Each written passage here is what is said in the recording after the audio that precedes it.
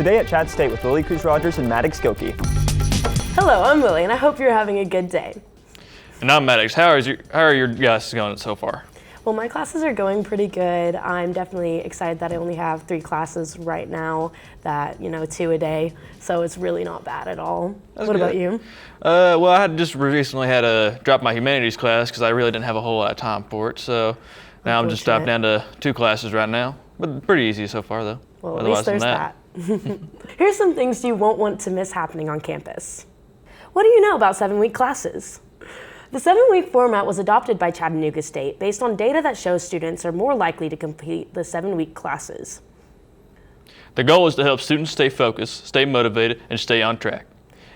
If you need more information about 7-week classes or full-term alternatives, speak to your advisor. If you're interested in clubs and activities on campus, or if you just want some free food, check out Grub and Clubs on Wednesday, September 6th at noon in Omni B119. To get free food, you need to RSVP with the QR code or search your campus email for Grub. Do you like the 7-week classes? I definitely like the 7-week classes for sure. Although it would be nice to be able to really get into the material, because they kind of have to rush. I already did my midterms in my communications class. Well, I kind of like the 7-week classes because they allowed me to get through all my classes a lot faster, and so that's one aspect I really like about it. Yeah, I definitely do wish again that I could spend a little bit more time in those classes though that I especially care about. I mean, I'm happy to have math only be 7 weeks though. Yeah, that's a good thing. So, how's the weather forecast this week? So Hurricane Idalia has been rushing and bumping into the East Coast. We have 125 mile per hour winds hitting the coast along Florida and Georgia. So it's not looking too great there. Fortunately though, there hasn't been a lot of damage and it could be a lot worse. So the forecast for this week is going to be looking pretty hot, as you know. So we have a high of 91 on Monday and a low of 64 on Saturday and Wednesday. Other than that, it's going to be sunny or partly cloudy all week. For the latest happening in Hollywood on screen and behind the scenes, here's David Daniel with our Hollywood Minute. Donations for striking Hollywood workers keep coming in and going out.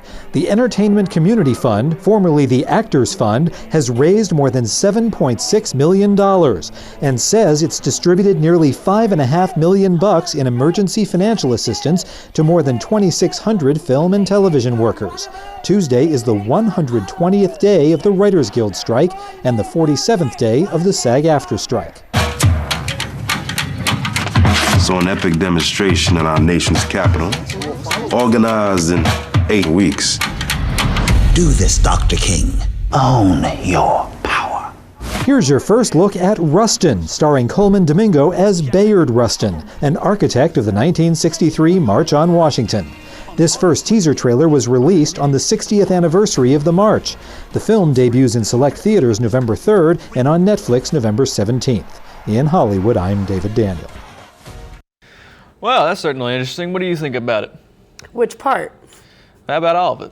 All of it. Well, the strike is definitely interesting, and I really do hope that something is done for writers and actors. It's a competitive field already, so, wouldn't want them to suffer any more than they may or may not be.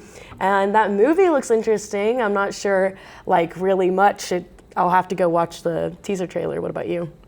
This definitely looks interesting. I probably won't have a whole lot of time to go watch it though, but I definitely think it would bring in a couple of people in.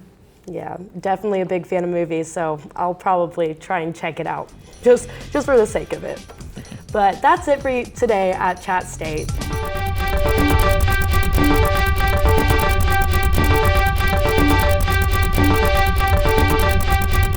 Scene 1, Apple take 2.